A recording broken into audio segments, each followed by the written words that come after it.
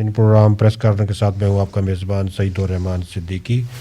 سامعین، ہم ہر ہفتے مختلف موضوعات پہ مختلف شخصیات کو اسٹوڈیو میں مدعو کرتے ہیں اور ہماری کوشش ہوتی ہے کہ عوامی آگاہی سے متعلق پروگرامات زیادہ سے زیادہ کیے جائیں، جس سے ہمارے عام سننے والے جو سامعین ہیں ان کو مختلف چیزوں کے بارے میں آگاہی ہو سکے. آج ہمارے درمیان ایسی شخصیات مدعو ہیں جس کے متعلق عمومی طور پہ ہمارے لوگوں کو مختلف شکایات رہتی ہیں، اور ہم نے آج ان کو اپنے اسٹوڈیو میں اسی لیے مدعو کیا کہ وہ عوام کو کھل کے بتا سکیں کہ ان کے متعلق شکایات کس حد تک درست ہیں. ہمارے درمیان موجود ہیں بنارس اعوان صاحب جو پٹواری ہیں جھنڈگراں کے علاقے کے، محمد فیصل صاحب ہیں جو پٹواری ہیں، اور اس کے علاوہ انجمن قانون گوئیاں وہ پٹواریاں کے نائب صدر بھی ہیں. اس کے علاوہ ممتاز صاحب ہیں جو ضلعی سیکرٹری اطلاعات ہیں انجمن قانون گوئیاں وہ پٹواری کے، اور یہ بھی پٹواری ہیں. اور یہ جو اس وقت جو ہمارا کمپیوٹرائز ایک نظام ہوا ہے اس وقت، اس میں بڑا ان کو جو ہے نا وہ مہارت حاصل ہے. تو ہم گفتگو کا آغاز ممتاز صاحب سے کرتے ہیں. ممتاز صاحب کیسے مزاج ہیں آپ کے؟ الحمدللہ. ممتاز صاحب، بڑے عرصے سے لوگوں کا مطالبہ جو ہے نا وہ یہ ہمارے سامنے آ رہا تھا کہ یہ جو زمین کے کاغذات ہیں یا زمین کا ریکارڈ ہے یہ کمپیوٹرائز ہونا چاہیے. ہٹیاں سے اس کا آغاز بھی ہو گیا ہے، اور میرے خیال میں ضلع ہٹیاں بالا آزاد کشمیر کا شاید واحد ضلع ہے، یا آپ مزید میری رہنمائی بھی فرمائیں گے، جہاں پہ اس وقت کمپیوٹرائز سارا نظام ہے. تو یہ کمپیوٹرائز نظام کیا ہے؟ شکریہ کہ آپ نے ہمیں یہاں بولنے کا موقع دیا. یہ کمپیوٹرائزیشن آف لینڈ ریکارڈ کا جو پروجیکٹ ہے یہ حکومت آزاد کشمیر کا ایک بہت بڑا کارنامہ. اس سے ایک تو کم سے کم ٹائم میں لوگوں کو ان کے فرد ملکیت مل جاتی ہے. ان کے انتقالات جو ہیں وہ 50 منٹ سے کم عرصہ میں وہ ان کے انتقالات ہو جاتے ہیں. انہیں کم وقت میں ان کی جو نقلات وغیرہ ہیں وہ ان کو میسر ہو سکتی ہیں. یہ تو میں کہتا ہوں کہ حکومت ریاست جموں کشمیر، آزاد ریاست جموں کشمیر کا ایک بہت بڑا کارنامہ ہے، جس کی جتنی بھی تعریف کی جائے یہ کم ہے. دوسری چیز یہ کہ محکمہ مال جو ہے اس کے ساتھ ہر وقت ہر عام خاص آدمی کا واسطہ رہتا ہے.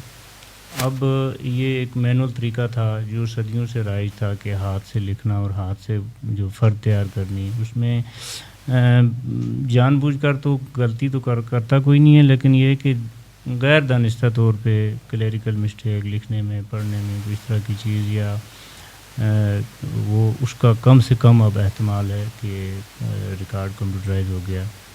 تو یہ عوام کا جو مطالبہ تھا اس پہ حکومت آزاد کشمیر نے سب سے پہلے 3 تحصیلوں کو چنا تھا، جس میں ایک ہٹیاں بالا، دیر کوٹ اور ڈوڈیال تھا.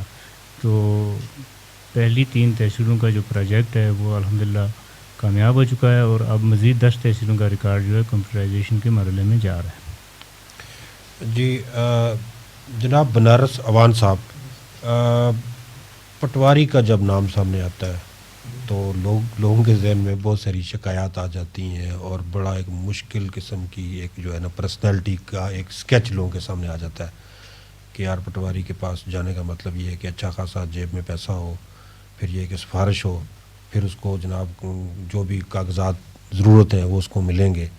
تو ہمارے سامعین کی آگاہی کے لیے، چونکہ ہمارا یہ پروگرام ایک عام آدمی سن رہا ہوتا ہے، آگاہی کے لیے بتائیں کہ پٹواری کے فرائض کیا ہے؟ پٹواری اتنے پیسے لیتے ہیں، لیکن ایسا قطعاً ایسا رجحان نہیں ہے.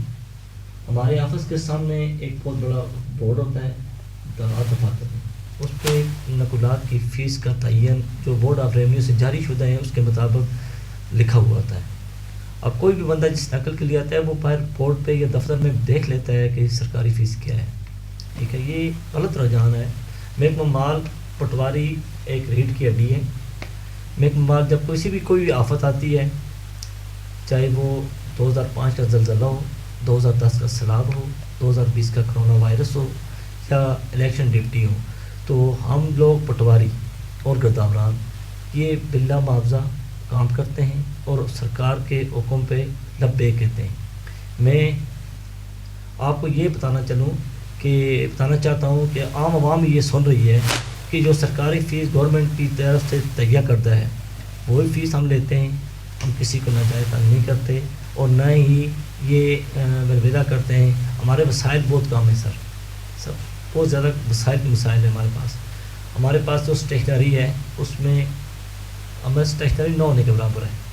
اسٹیشنری کے حوالے سے آپ کو میں بتا چلوں کہ اسٹیشنری کے حوالے سے وہ جو ڈاکومنٹس ہوتے ہیں وہ ہمیں خود اپنی جیبوں سے خرچ کرتے ہیں. ابھی یہ پیچھے 2020 کا کرونا وائرس کی جو وبا آئی تھی اس میں پٹواریوں اور گرداوروں نے اپنی تنخواہ سے پیسے لگا کے آپ مجھے یہ بتائیں ایک ہم یہ جو میں جس حلقے میں تعینات ہوں یہ حلقہ مظفر آباد سے 2.5 گھنٹے لگتے ہیں بائی وین.